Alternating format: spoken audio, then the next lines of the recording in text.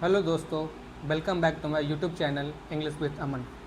तो दोस्तों, आज बहुत दिनों के बाद मुझे ये वीडियो बनाने का मौका मिला है, क्योंकि आपको पता होगा कि आपका एसएससी सीजीएल 2026 का नोटिफिकेशन जो है वो आउट हो चुका है, जिसमें आपके टोटल जो हैं 12,000 कुछ वैकेंसी आए हुए हैं। ठीक है, आपके 12,256 वैकेंसी इस बार आए हुए हैं। और अगर आप चाहते हो कि आप भी मेरी तरह एक अच्छी सी पोस्ट ले लो एसएससी सीजीएल के थ्रू, तो आपको इंग्लिश जो कि आपके प्री में 25 मार्क्स का और मेंस में 45 मार्क्स का क्वेश्चन पूछा जाता है। ठीक है, आपको इंग्लिश में अच्छा से अच्छा स्कोर करने के लिए आप मेरे चैनल को फॉलो कर लो। मैं आपको जो है इसमें इंग्लिश के बेहतरीन से बेहतरीन स्ट्रैटेजी और क्वेश्चन वगैरह यहाँ पे डील कराऊंगा, ताकि आप इंग्लिश में अच्छे से अच्छा स्कोर कर पाओगे। ठीक है, तो दोस्तों, मैं आपको तैयारी कराना शुरू करता हूँ, जिसमें मैं शुरू करने वाला हूँ क्लोज टेस्ट। ठीक है, ये सारे क्लोज टेस्ट जिसके पहले का जो ईयर था 2025 का, वो सब में आया हुआ है। ठीक है, तो मैंने क्या किया है ना, सारा को कंपाइल करके एक एक करके मैं सबको उसके बारे में बताऊंगा, पढ़ाऊंगा, ताकि आपको क्लोज टेस्ट में जो आपके एग्जाम में पूरे के पूरे 5 मार्क्स का क्वेश्चन होता है, उसमें कभी कोई भी दिक्कत ना हो। मैं आपको इस तरह से अच्छे से समझाऊंगा, ताकि आप क्लोज टेस्ट में जो है अच्छे से अच्छा स्कोर कर पाओ, और 5 में एटलीस्ट 5 क्वेश्चन, 5 में 5 नंबर आप लेके आओ। मतलब कि ना 5 में 5 क्वेश्चन आपको सही जाए। वैसे मार्क्स तो होता है इसको 2 नंबर का, 5 दूना 10 मार्क्स का। ठीक है, तो मैं आपको जो है 10 मार्क्स का प्री के लिए, और मेंस में आपका जो है लगभग 15 क्वेश्चन जो है आते हैं क्लोज टेस्ट से। क्लोज टेस्ट भी होता है और कॉम्प्रिहेंशन भी होता है। ठीक है, इसमें हर एक क्वेश्चन जो है 3 मार्क्स का होता है, जिसका वैल्यू होता है टोटल 45 मार्क्स। ठीक है, और मेंस और प्री में हमारा जो होता है वो 10 मार्क्स का होता है। ठीक है, तो आप मेरे चैनल से जुड़े रहना। मैं आपको जो है ये सीरीज़ शुरू करने वाला हूँ, क्लोज टेस्ट सीरीज़, जिसमें मैं जो है आपके सारा PYQ अच्छे से समझाऊंगा और बताऊंगा। ठीक है, तो चलिए वीडियो को शुरू करते हैं। उससे पहले मैं सारा को इरेज कर देता हूँ।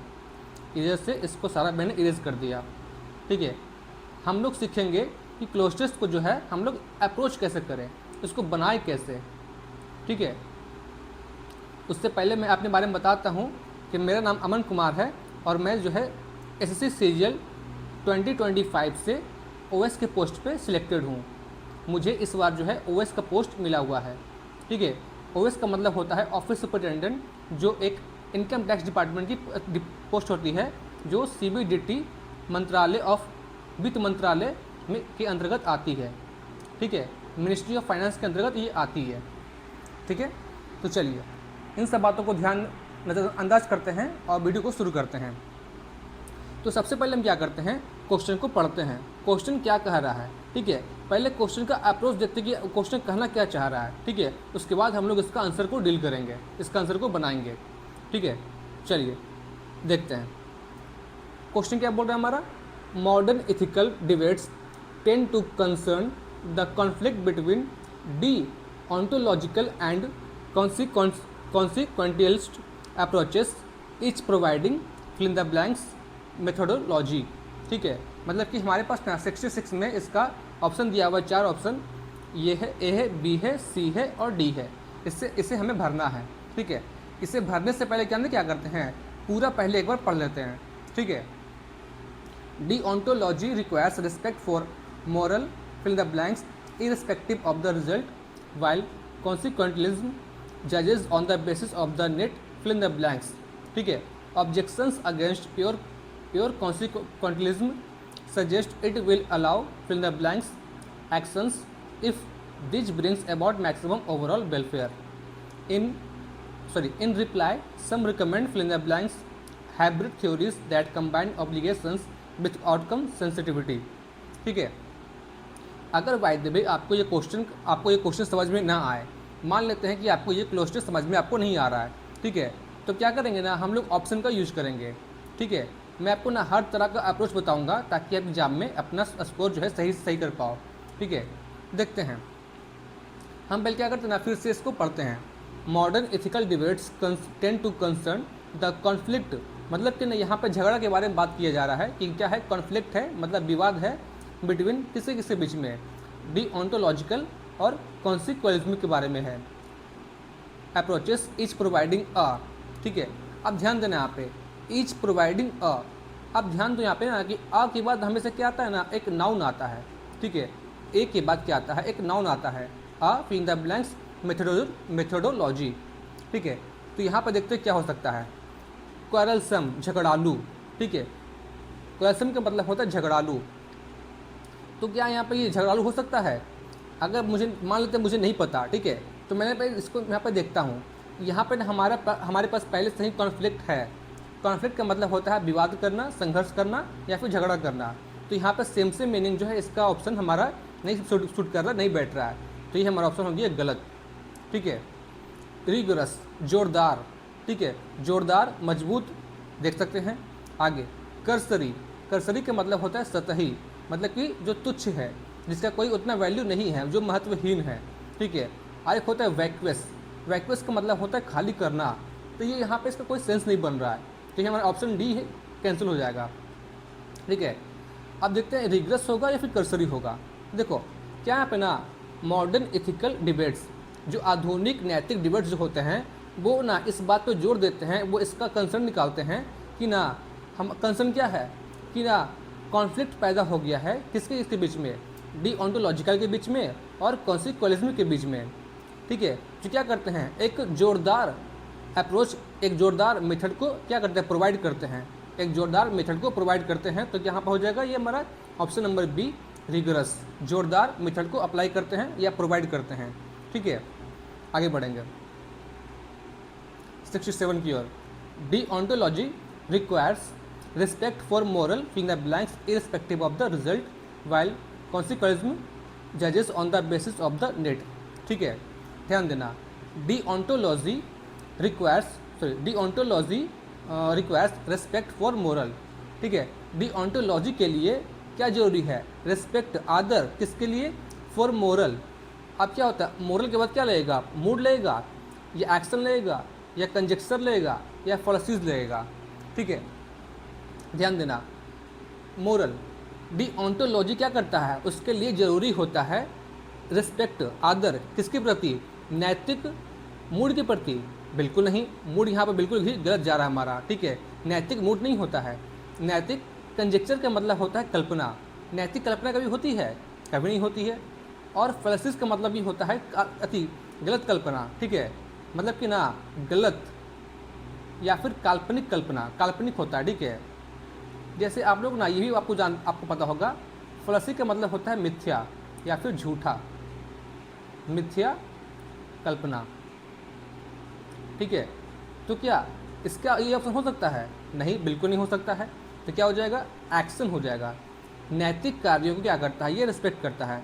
डीओंटोलॉजी के लिए नैतिक एक्शन मतलब नैतिक कार्य ये क्या होते हैं, जरूरी होते हैं, रिक्वायर होते हैं, ठीक है, irrespective of the result, while consequentialism जजेस on the basis of the net. आगे देखते हैं 68 की ओर। जबकि परिणामतः जजेस on the basis of the net fill in the blanks, ठीक है। जजेस का क्या निकल के आता है, ध्यान देना यहाँ पे ना हम ना पैरालिज्म लगाएंगे। पैरालिज्म एक वर्ड होता है, पैरालिज्म आप लोगों को पता होगा, ग्रामर में आपने पढ़ा होगा। तो पैरालिज्म, ठीक है, इसमें क्या होता है ना हम लोग वैसा ही वर्ड को चुनते हैं जो वर्ड हमारा पहले आ चुका है, ठीक है। Irrespective of the result, result मतलब क्या होता है, परिणाम, ठीक है। उसी तरह से कॉन्सिक्वेंटिज्म जजेस on the basis of the net, क्या गुड्स समान होता है, बेनिफिट्स, प्रॉफिट, ये दोनों तो एक ही हो गया। तो हमारा ऑप्शन सी, ऑप्शन डी बिल्कुल भी गलत हो गया। और यहाँ पे ना गुड्स के बारे में नहीं कहा जा रहा है, ये किसके बारे में कहा जा रहा है, आउटकम के बारे में कहा जा रहा है, क्योंकि मैंने यहाँ पे क्या लगाया है, पैरालिज्म लगाया है। पैरालिज्म का मतलब होता है जैसे कि ना अगर हम लोग कोई वर्ड यहाँ पे यूज़ करते हैं तो वैसा ही सेम मिलता जुलता वर्ड जो है हम लोग नेक्स्ट वर्ड में करेंगे, नेक्स्ट लाइन में करेंगे। तो यहाँ पे हमारा है रिजल्ट और यहाँ पे क्या हो जाएगा, हमारा आउटकम हो जाएगा। आउटकम मतलब परिणाम, ठीक है। चलो आगे बढ़ेंगे क्वेश्चन नंबर 69 की ओर।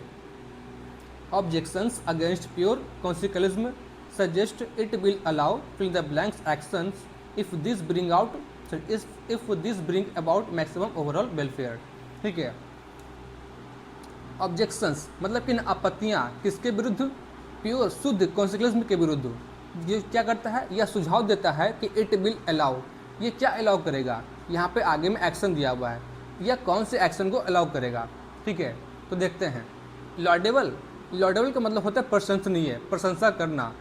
यहाँ पे हमें ना एक ऐसा कार्य चाहिए जो क्या कर सकता है, अलाउ कर सकता है। ठीक है, it will allow fill the blanks action. आगे देखेंगे, इमोरल, अनैतिक, बेनिफिशियल, लाभदायक, डिलाइटफुल, आनंदमय। ठीक है, तो क्या ये आनंदमय एक्शन को अलाउ करेगा, जो क्या करेगा, this bring about maximum overall welfare. ठीक है, नहीं, हमें क्या चाहिए ना, एक निगेटिव वर्ड चाहिए, क्योंकि हम क्या कर रहे हैं यहाँ पे, ऑब्जेक्शन को उठा रहे हैं। ठीक है, किससे क्या उठा रहे हैं, कॉन्सिक्वेंस के विरुद्ध उठा रहे हैं। ठीक है, जो क्या सजेस्ट करता है, जो यह सुझाव देता है कि इट विल अलाउ इमोरल, अनैतिक कार्य को ये क्या करेगा, अलाउ करेगा। क्योंकि हम क्या कर रहे हैं, यहाँ पे ऑब्जेक्शन को उठा रहे हैं, आपत्तियाँ उठा रहे हैं, तो हम क्या कर रहे हैं, एक नेगेटिव बात को अप्लाई कर रहे हैं। ठीक है, तो यहाँ पे हो जाएगा हमारा इमोरल, अनैतिक। मतलब कि ना, ऐसा इमोरल का मतलब होता है अधिकांश लोग अच्छा या ईमानदार नहीं मानते हैं। मतलब कि इस पैसेज में कहा गया है कि शुद्ध परिणामबद्ध, मतलब कि प्योर कॉन्सिक्वेंस के खिलाफ जो है आपत्तियाँ, मतलब कि ऑब्जेक्शन बताती है कि यह जो है अनैतिक कार्यों की अनुमति देगा यदि ये अधिकतम समय तक क्या करें, कल्याण का काम करते हैं, मैक्सिमम ओवरऑल वेलफेयर का काम करते हैं। अतः क्या हो जाएगा यहाँ पे, इमोरल जो है बिल्कुल भी सही हो जाएगा हमारा 69 जो है बिल्कुल भी सही है। आगे बढ़ेंगे, इन रिप्लाई, इसके जवाब में, some recommend fill the blanks hybrid theories that combine obligations with outcome sensitivity. ठीक है, इसके जवाब में क्या होता है, सम रिकमेंड, कुछ क्या करते हैं, रिकमेंड करते हैं, मतलब कि सुझाव देते हैं, क्या, हाइब्रिड थ्योरीज। कौन सा हाइब्रिड थ्योरीज, इंटीग्रेटेड, इंटीग्रेटेड का मतलब होता है ना, एकीकृत होता है। वेल बैलेंस्ड, इसका मतलब होता है क्या, बिल्कुल भी समतुल्य। ठीक है, समतुल्य मतलब इसका मतलब होता है। ओवर सिंपल, बहुत ही ज़्यादा सिंपल, और इररिलेवेंट, असंगत। तो सबसे पहली बात तो क्या है ना, इररिलेवेंट हमारा बिल्कुल भी नहीं होगा। ठीक है, असंगत थ्योरीज हम लोग क्या करते हैं ना, इसको नहीं रिकमेंड नहीं करते हैं। और ना ही इंटीग्रेटेड होगा। इंटीग्रेटेड का मतलब होता है एकीकृत, एकीकृत थ्योरीज कभी भी, हाइब्रिड थ्योरीज कभी भी ना नहीं हो सकती है। ये बात ही क्या जा रहा है ना, विरोधाभास जा रहा है। ठीक है, और यहाँ पे पहली बार कहा गया हाइब्रिड कहा गया, मतलब कि ना बहुत ही सम्मिश्रण। तो सिंपल बिल्कुल भी हमारा नहीं जाएगा, क्योंकि ये क्या कर रहा है, विरोधाभास हो रहा है, कॉन्ट्राडिक्ट कर रहा है आपस में। ठीक है, तो क्या इसका आंसर हो जाएगा, इसका आंसर हो जाएगा हमारे पास वेल बैलेंस्ड। मतलब कि ना, वेल बैलेंस्ड हाइब्रिड थ्योरीज, इसका मतलब होता है कि वे सिद्धांत जो डिओंटोलॉजी के सख्त कर्तव्यों को परिणामवाद के परिणामतः क्या करते हैं, उसको दृष्टिकोण के साथ निष्पक्ष रूप से जोड़ते हैं। ठीक है, मतलब कि ना वेल बैलेंस्ड, मतलब कि ना सभी तरह से क्या, समतुल्य हाइब्रिड थ्योरीज जो क्या करता है, कंबाइन करता है ऑब्लिगेशंस को मतलब कि क्या उसको करता है, ऑब्लिगेशन मतलब क्या होता है, मतलब आपत्तियों को विथ आउटकम सेंसिटिविटी। ठीक है, उसके परिणाम स्वरूप निष्पक्ष रूप से जोड़ता है। ठीक है, चलो, आई होप आपको समझ में आ गया होगा। अगर आपको कोई भी दिक्कत हो रही है, परेशानी हो रही है, तो आप कमेंट करके बताना, मैं अगली बार से जो है उसको और भी अच्छे से इलेबोरेट करूँगा। ठीक है, चलो एक और देख लेते हैं। हमारा नेक्स्ट क्लोज टेस्ट है जो आपके स्टेनोग्राफर में ही पूछा गया है। ठीक है, क्लोज टेस्ट सेट नंबर 15, इसके पहले हमारा पास था सेट नंबर 14। ठीक है, चलो बनाने से पहले क्या करते हैं, हम एक बार इसको पढ़ लेते हैं। ठीक है, देखते हैं। Researchers in quantum computing face the twin difficulties of fill in the blanks qubit coherence and fill in the blanks error rates. While superconducting qubits have shown promise, maintaining coherence beyond microseconds remains fill in the blanks due to environmental decoherence. Furthermore, scaling up the number of qubits requires fill in the blanks control electronics that themselves introduce noise. To overcome these hurdles, teams are exploring fill in the blanks techniques such as surface codes and topological qubits. ठीक है, तो ध्यान देना, अगर by the way हमें समझ में नहीं आता है इस क्वेश्चन को, तो हम क्या करते हैं, ऑप्शन को छाटते हैं। ठीक है, ध्यान देना कैसे हम इसको बनाते हैं। रिसर्चर्स मतलब कि वैज्ञानिक जो क्या करते हैं ना, खोज करते हैं। रिसर्चर्स इन क्वांटम कंप्यूटिंग फेस, जो क्वांटम कंप्यूटिंग फेस का जो रिसर्चर्स होते हैं, सॉरी जो क्वांटम कंप्यूटिंग के रिसर्चर्स होते हैं, वो क्या करते हैं, फेस करते हैं, सामना करते हैं किसका, दो डिफ़िकल्टीज़ का। किसका सामना करते हैं, दो डिफ़िकल्टीज़ का। क्या सामना करते हैं, दो difficulties of, option number A, to durable. क्या आपको लगता है कि हमारे पास डिफ़िकल्टीज ऑफ के बाद टू आएगा? ऑफ भी क्या है, प्रीपोजिशन है, टू भी क्या है, प्रीपोजिशन है। तो क्या दो प्रीपोजिशन जो है साथ साथ आते हैं एक साथ? कभी भी नहीं आते हैं। ऑप्शन नंबर ए कैंसिल। ठीक है, नेक्स्ट है हमारे पास इफेमेरल। इफेमेरल का मतलब होता है बहुत ही कम समय तक चलने वाला, और एक है परमानेंट और एक है पेरेनियल। परमानेंट का मतलब होता है स्थायी, और पेरेनियल का मतलब भी होता है स्थायी। तो देखो दो वर्ड जो है एक को सपोर्ट कर रहा है और एक वर्ड जो है बिल्कुल भी अलग है। तो सबसे पहली बात जो है ये हमारा क्या हो जाएगा, गलत हो जाएगा। परमानेंट बिल्कुल भी नहीं है। अगर हम कहते हैं परमानेंट होगा तो पेरेनियल क्यों नहीं होगा, क्योंकि उसका मतलब भी तो अस्थायी होता है। और अगर हम लोग बोलते हैं पेरेनियल होगा, अस्थायी होगा, तो परमानेंट का मतलब भी तो अस्थायी होता है। ठीक है, तो अगर ये हमारा दो वर्ड जो है एक ही मीनिंग को सपोर्ट करेगा तो मतलब कि वो दोनों में से कोई भी नहीं है। तो हमारा क्या आ गया इसका आंसर, इफेमेरल। बहुत ही सिंपल तरीके से। ठीक है, आप समझ रहे हो कैसे मैंने निकाला इसका आंसर। इफेमेरल मतलब कि क्या होता है, बहुत ही कम समय तक चलने वाला। इसको मैं फिर समझाता हूँ। रिसर्चर्स मतलब कि जो वैज्ञानिक होते हैं इन क्वांटम कंप्यूटिंग क्या कर रहे हैं, वो सामना कर रहे हैं दो डिफ़िकल्टीज़ का। ठीक है, जो क्या है, बहुत ही कम समय में चलने वाला qubit coherence and fill the blanks error rates. ठीक है, चलो यहाँ पे क्या हो गया, इफेमेरल हो गया, मतलब कि बहुत ही कम समय तक चलने वाला। आगे बढ़ते हैं 72 की ओर।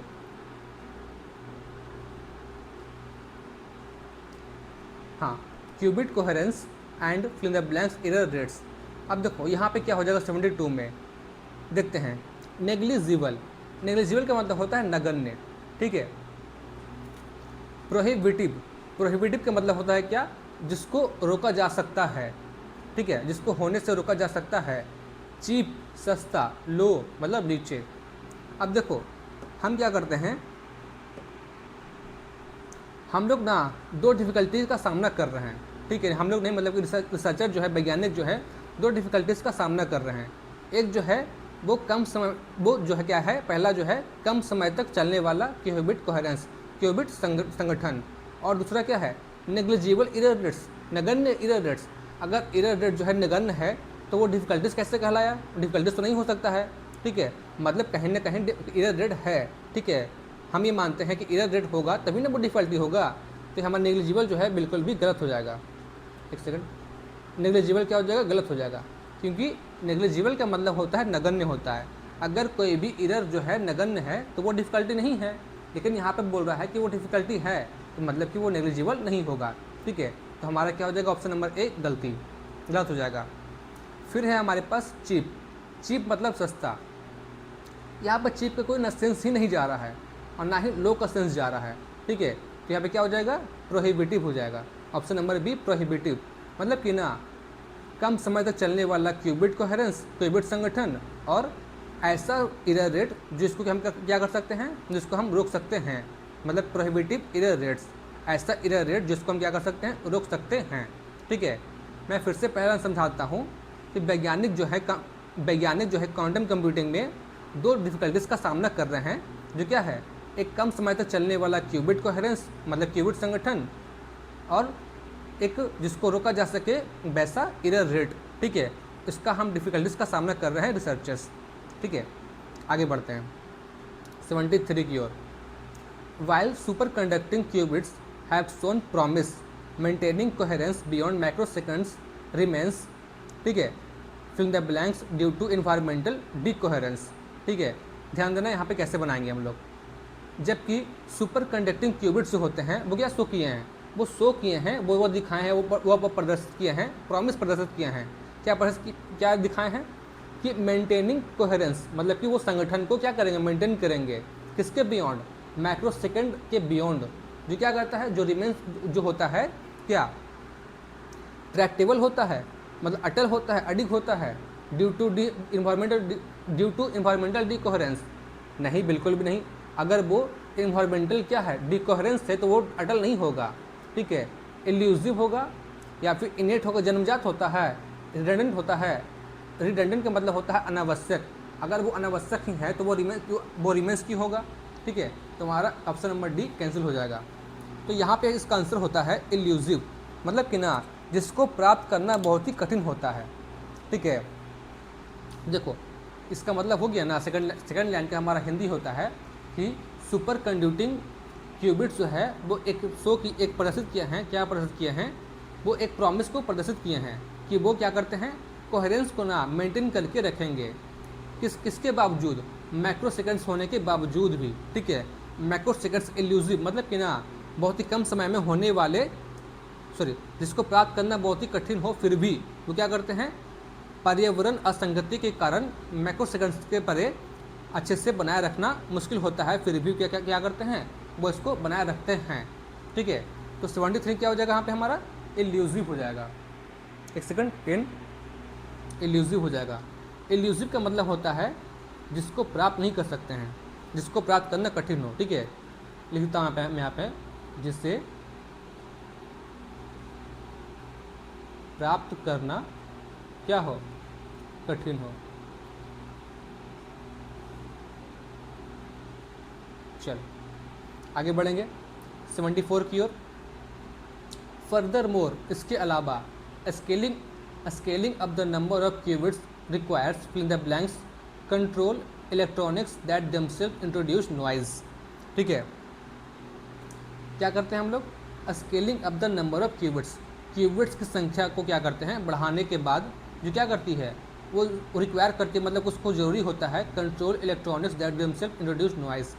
देखो ऑस्टेयर का मतलब होता है सख्त या फिर कड़ा या फिर सादा, तो क्या सख्त होगा यहाँ पे, बिल्कुल भी नहीं। रूडिमेंट्री, अल्प विकसित, ये भी इसका सेंस नहीं जा रहा है। और ऑब्सोलेट, अप्रचलित, इसका सेंस भी नहीं जा रहा है। तो क्या यहाँ पे हो जाएगा, सोफिस्टिकेटेड हो जाएगा, मतलब कि ना नया या फिर कुछ आधुनिक। मतलब यहाँ पे क्या कर रहा है ना कि एक मशीन या उपकरण जो जटिलता के साथ क्या करता है ना, उच्च स्तर का विकास को बनाए रखता है। इस पैसेज में कहा रहा है ना कि क्यूबिट की संख्या बढ़ाने के लिए नया, आधुनिकृत मतलब कि परिष्कृत, मतलब कि सोफिस्टिकेटेड मशीन, नियंत्रण इलेक्ट्रॉनिक मशीन की आवश्यकता होती है, जो स्वयं क्या करती है, नॉइस करती है, स्वयं शोर का परिचय करती है, ठीक है। यहाँ पे क्या हो जाएगा, सोफिस्टिकेटेड जो है बिल्कुल भी सही उसका आंसर हो जाएगा, ठीक है। आगे बढ़ेंगे 75 की ओर। टू ओवरकम दिस हर्डल्स, मतलब कि ना इन सब परेशानियों से क्या करने के लिए, ओवरकम होने के लिए teams are exploring fill the blanks techniques such as surface codes and topological qubits, ठीक है। इन सब परेशानियों से बचने के लिए क्या करते हैं ना, टीम्स क्या कर रही है, एक्सप्लोर कर रही है, खोज कर रही है फॉलासियस टेक्निक्स, क्या झूठा टेक्निक उसको फॉलो कर एक्सप्लोर कर रही है। फॉलासियस का मतलब होता है मिथ्य या फिर झूठा, जैसा कि मैंने पहले बताया था। तो क्या झूठा टेक्निक को फॉलो कर रही है, एक्सप्लोर कर रही है, बिल्कुल भी नहीं। प्रिजम्पटिव मतलब कि अनुकरण करना, प्रिजम करना, अनुकरण करना या फिर मान लेना। तो क्या अनुकरण कर रही है, बिल्कुल भी नहीं।